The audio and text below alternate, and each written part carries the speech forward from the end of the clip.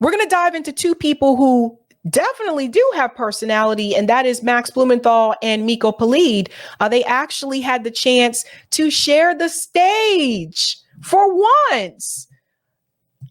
Miko actually tweeted, I had the chance to share a podium with Max Blumenthal to discuss the situation in Palestine, which is like phenomenal for those who are not aware. I attended a talk that Miko had at MIT. I attended a talk that Max had at the Community Church of Boston. Those were, I think, within like a week apart from each other or something like that. But going to those talks in person, they're very educational, and I encourage you guys to do so if they're ever in your area. So this is the Committee for the Republic, Max Blumenthal and Miko Peled. Where is the war in Gaza going? We're going to start with part of Max's speech, and then we're going to go ahead and transition into what Miko has to say. Let's dive in. To get hostages so that you can force negotiations that have been denied to you, force diplomacy, and wipe out the Gaza division that is enforcing this siege, this criminal siege that has killed your sons, your mothers, and your families. And that is precisely what took place on October 7th. I told you guys, everybody has a cold, man. I told you this stuff was going around. Israeli military bases from Re'im to Nahalaz overtaken. The Gaza division was wiped out. Erez Crossing, the home of the Gaza siege, where Kogat, which devised the complex mathematical formulas, was overtaken, wiped out by a guerrilla army entering Israel on cheap Chinese motorbikes. This was not just a shattering of Israel's psychological security blanket, it was a political scandal of unprecedented proportions. Israel's military intelligence apparatus and spy tech that it exports throughout the world exposed as a paper tiger. Palestine placed back at the center of history, and normalization between the Gulf monarchies, and I don't care what Prince Faisal said in Davos today, where the normalization is off the table. Israel's borders were temporarily shrunken for the first time since 1973 in the south, which is a closed military zone, and in the north by Hezbollah, which has entered the conflict. So what does Israel do? How does it respond? Well, first it responds with its own psychological war, which has been waged on us as well as its own population, its own narrative of October 7th, the worst killing of Jews since the Holocaust, beheaded babies, a woman whose fetus was cut out of her, pregnant woman, an entire family tied together, mutilated and killed while Hamas militants all ate lunch. He's talking about some of the propaganda that the media decided to stir up for October 7th. It's really crazy how far those stories went. And it was outlets like the Gray Zone that spent time debunking every one of those stories. And, you know, this is why independent media is so incredibly important. And I know you guys hear me say this a lot, but it's just the reality of the situation. Because if it's not for independent media, who's out there debunking those stories? When you can't even divide this in reference to Democrat or Republican, because the Democratic Party and the Republican Party, they're both pro-Israel. So who would have been the one to debunk those stories, those lies that mainstream media was spreading if it were not for independent media? All repeated by Joe Biden, who falsely claimed to have seen photographs of this, and Tony Blinken, all to justify genocide and prevent the ceasefire. All false. Most origin of this, and let's be clear, as Obama would say. Let me be clear. And now I'm gonna be completely convoluted unless I'm reading off a teleprompter. Hamas did shoot people. They did kill civilians on October 7th. I am not denying that. But Israel couldn't stick with that case. They had to go further in order to evoke the Holocaust in the imaginations, the traumatized imaginations and psyche of its own population, and to compel Western support for what it was about to do, which was going to be essentially a convening of an Einsatz group in reenactment society in Gaza. So where did these tall tales come from? One organization, mostly called Zaka, an ultra-Orthodox supposed rescue group with no coronary credentials, which claimed to show up in the southern communities of Israel. A guy named Yossi Landau, you'll see him quoted prominently in the New York Times, who confirmed the beheaded baby story. No beheaded babies ever materialized. Spread the lie of a fetus cut from a pregnant woman and continues to lie. Yesterday, the New York Times published a puff piece on his organization, Zaka, which has just raked in a $3 million donation from Russian billionaire Roman Abramovich and a $125,000 donation from Mark Zuckerberg. All thanks to these lies, which have raised their profile. Yesterday in the New York Times, Yossi Lando said he found a woman stabbed in her genitals. They just make up anything. And you know what's really sad is that some of those events that they have lied about have happened to people, right? When Max talks about, a fetus or whatever being cut out of a woman, that happened to slaves. That happened to American descendants of that happened to slaves in this country. See, that's the part your history book doesn't tell you about. The history books in schools don't mention how graphic slavery really was in this country. So what's sad is that it almost sounded like to me, they handpicked things that actually happened to slaves in the United States and decided, let's just run with this narrative for October 7th. A hot mess. There are physical records of what took place on October 7th to everyone, names of the victims, and none of this has ever been registered. There's no physical evidence. Zaka is at the center of the Hamas mass rape psyop, which is being pushed by the Israeli Foreign Ministry through reliable vehicles like Hillary Clinton and Sheryl Sandberg, who appeared at the United Nations to spin this out at the Israeli mission, that Hamas used rape as a strategic weapon on October 7th. There is no documentation of any rape, no testimony from any rape victim, so anyone who said they're a rape victim. The Israeli government said, well, we can't provide you with any of them to journalists who asked, because there was also no forensics done. All dead or in mental institutions. You can't hear from them. So we get very lurid testimonies from supposed eyewitnesses who suddenly surface months after the fact in the New York Times in a piece published called Screams Without Words by Jeffrey Gettleman, who is noted for admitting to fabricating quotes in a story about Robert Mugabe's government in Zimbabwe, which actually got Zimbabweans locked up in prison. We have the lead person in the Jeffrey Gettleman article in the New York Times, the woman in the black dress, Gal Abdush, who was found dead on October 7th next to her car. Her whole family, much of her family, her sister and her brother-in-law have come out and denounced the New York Times for manipulating them and for inventing the story that she was raped and said it was basically impossible. We've debunked this in detail at the New York Times along with this whole story. But the purpose of of these atrocities, these extreme atrocities, is this is a genocidal conspiracy. It is to use the media and our governmental figures and people we supposedly trust, especially liberals and particularly feminists, because the progressive base for Joe Biden does not support this war. It's to use them to compel our support for this genocidal assault. And so that's right. To make the American people think twice, right? So to convince, especially those of us that participated in the pro-Palestinian marches, to try to get us to sympathize more, try to win us over, as if we don't know the history, as if we didn't do our own research, as if we don't understand how propaganda works. So they resorted to, let's make up these stories, these extreme stories, and say that they happened to people on October 7th. And then that'll win them over and we'll win back the narrative. Problem was that didn't happen. And they were never able to gain control of the narrative. And the protests have continued since October 7th. And it drives them crazy.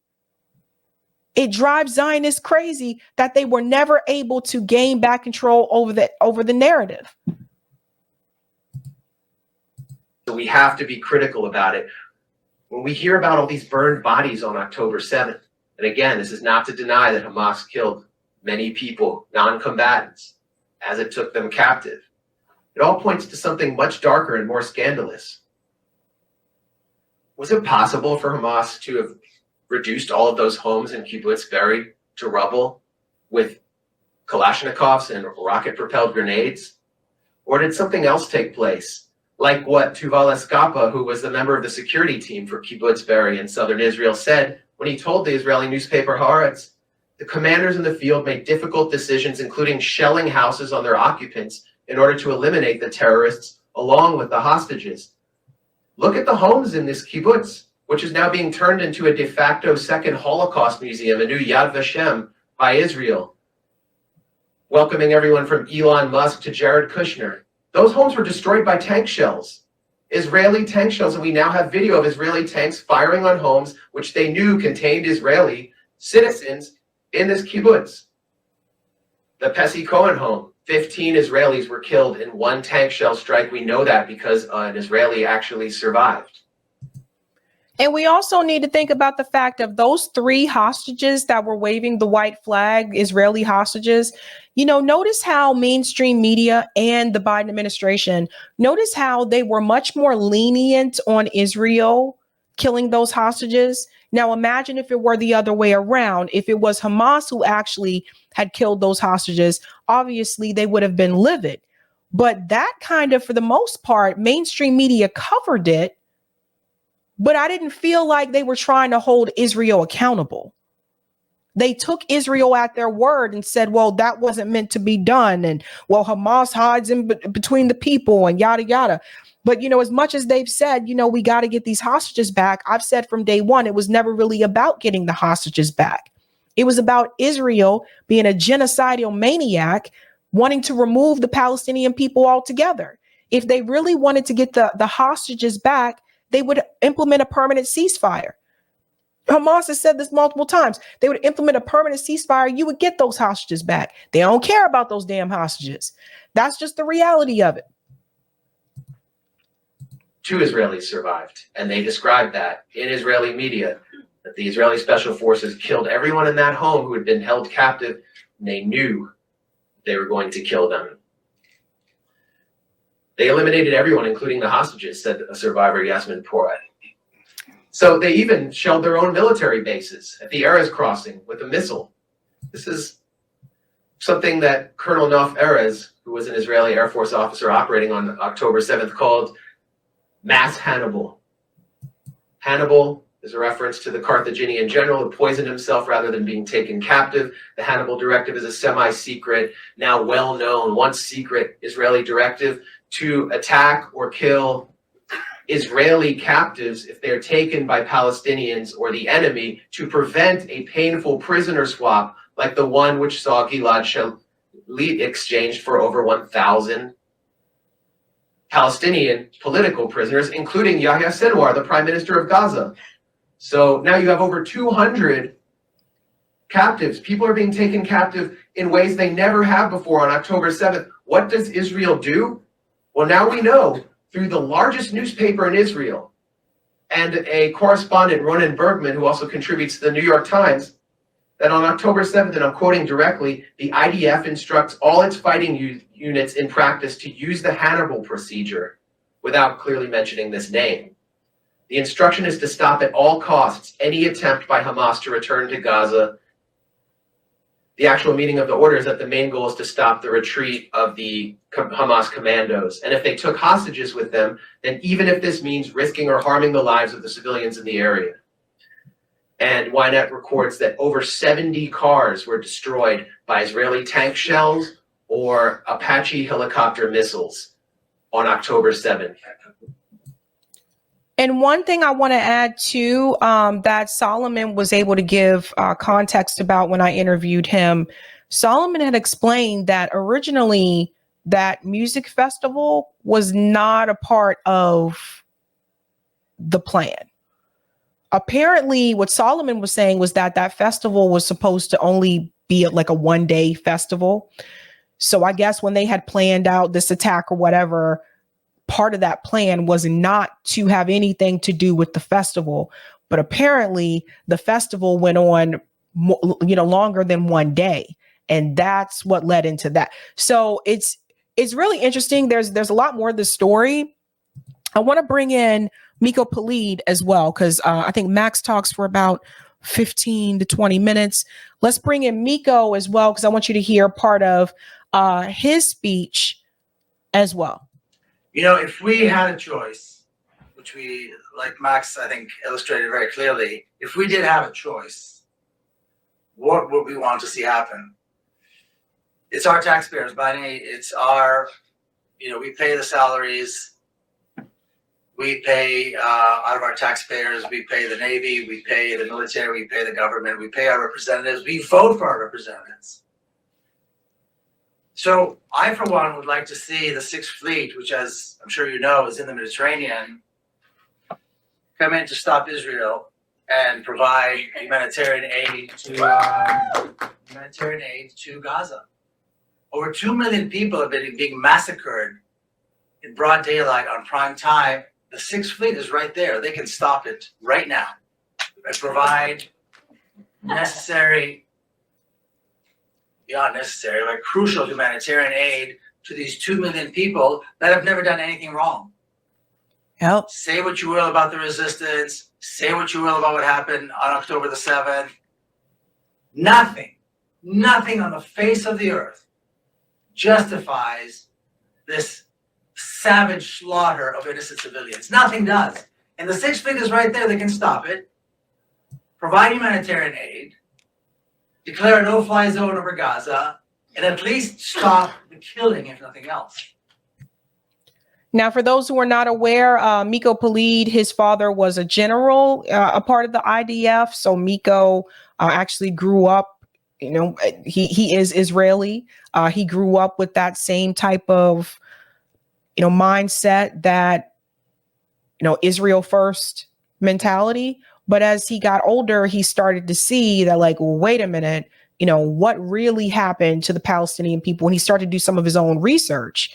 So, you know, Miko has, he talked about this at his MIT speech. He talked about how, like, obviously he's had falling out with family members because he takes the position to help the Palestinian people, and he supports the BDS movement, boycott, divestments, and sanctions.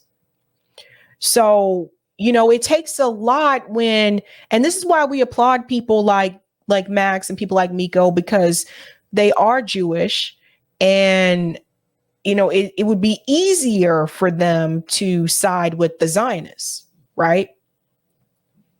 But they know the history. They know the struggle of the Palestinian people. Obviously, both of them have been to the region or have lived in the region. So they are very much aware, but it takes a lot, because then it's like some of the Zionists, particularly Zionists that are Jewish, what are they going to do the first chance they get, right? They're going to call you a self-hating, you know, whatever. So it takes a lot. So kudos. This is why we applaud people like them, because they could have easily gone the other way. So where are our voices? We're paying for this. Our elected officials are voting for this. How is this even possible that we as taxpayers, as people who are part of what's supposed to be a democracy, it's our elected officials that are voting to do this? I remember Max mentioned the 14,000 tank shells. I remember when this was announced, the 14,000 tank. There's something about that number that just, I couldn't get rid of it. It was like haunting me. 14,000 tank shells for what? There's no tank. Palestinians have never had a tank. Palestinians have never had a warplane. Palestinians have never had an army. Never. Yep. In the history have ever had an army. Yet we are believing, we're buying into this complete nonsense that somehow Israel is defending itself. From what? From what? A bunch of guys with flip-flops and an AK-47. That's it. And a handful of bullets. And we're talking about big picture here. Fine. Let's expand the picture here a little bit. The genocide of the Palestinian people has been going on since the State of Israel was established. In other words, actually before the State of Israel was established. As soon as the United Nations passed this ridiculous resolution of partitioning Palestine, it was the end of November 1947. A well thought out, well planned, and very well executed campaign of genocide and ethnic cleansing began in Palestine. Now, what is so cynical about this? This was 3 years after the end of the Holocaust. 3 years after the end of the Holocaust, the world allowed a campaign of ethnic cleansing and genocide to take place in Palestine, which is 3 hours flight from Berlin, 4 hours flight from Paris. It's not some place at the end of the world that nobody can see or hear. It was right there. How could we possibly let this happen? 3 years after the end of the Holocaust. And as we know, in case anybody has any doubts, we know this because Amnesty International told us, an apartheid regime was put in place over Palestine. And this new regime was called Israel. So, of course, because it's Israel and it's so biblical, we can't say anything about it. How could we possibly resist? How could we possibly claim anything bad about this biblical creation, which is Israel? And here's another thing. Remember, this was Britain's doing. Let's all remember that Britain was the one that said, okay, we're going to pick the land for you. At one point, they were looking at countries in Africa, right? They looked at Uganda. And they said, oh, Lord Rothschild says, oh, Palestine. That's a place for you. Forgot to mention there were already people there, though. Didn't mention that part. But again, it speaks to Britain's colonialism. And I've talked about this on the show multiple times, how Britain and the royal family over the years just colonized one country after another. You know, these are things you gotta look at. Like, why do you think people in some of the African countries have a British accent? They weren't born that way. So they've done a lot of colonialism all across the world. And when you look at this project, the creation of the state of Israel, this is basically the last stage of European colonialism. That's pretty much what this is. I don't think that any state, you know, the religious states has always seemed dangerous to me. Because imagine if the US were that way. What if you woke up one day and the United States decided from now on, this is a Christian state. So if you are not Christian, you cannot be here. No other religions allowed. By the way, that would also include people who are atheists and people who are agnostic. They would also have to leave. So it's just, to me, I felt like the religion piece was an excuse. And the goal from the very get-go of Zionism was an ethno state.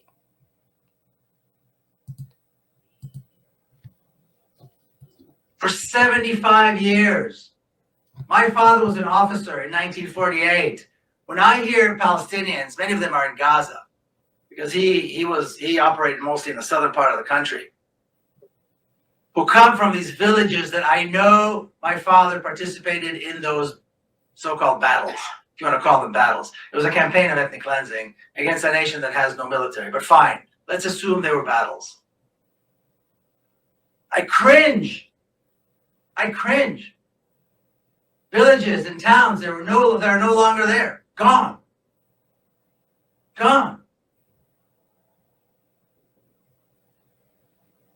And people treat this like it was some kind of a military, miracle. People who don't believe in miracles, by the way. People who are completely secular and don't believe in God suddenly believe that was a miracle. And then the miracle came back, by the way, in 1967, when Israel's massive military force assaulted its neighbors and in 5 days managed to triple the size of the state of Israel and kill 18,000 Arab soldiers. How could we possibly allow this to happen? Where were we? It's been going on for 75 years. Now, right now, the focus is on Gaza, as it well should be. But let's talk big picture. There are 2 million Palestinian citizens of Israel. No one dares to leave their home. No one dares to send a message, a text message. No one dares to post on social media. Doctors, engineers, teachers, principals. People are fearful of their life. You know why? Because their life is cheap. Because, as we all well know, the Israeli government has been handing out M16s to citizens.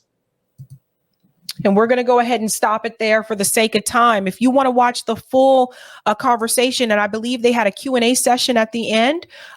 This is the Committee for the Republic, Max Blumenthal and Miko Peled.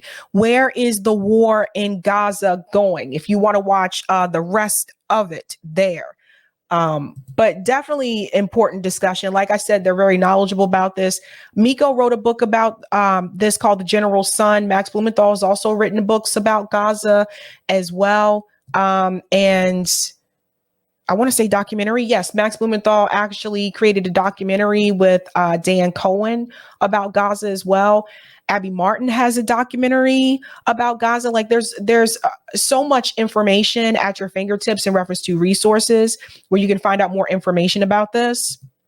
Let's go to some of the comments here. Crystal says, my grandfather was Cherokee Indian. I know what was done to them as well.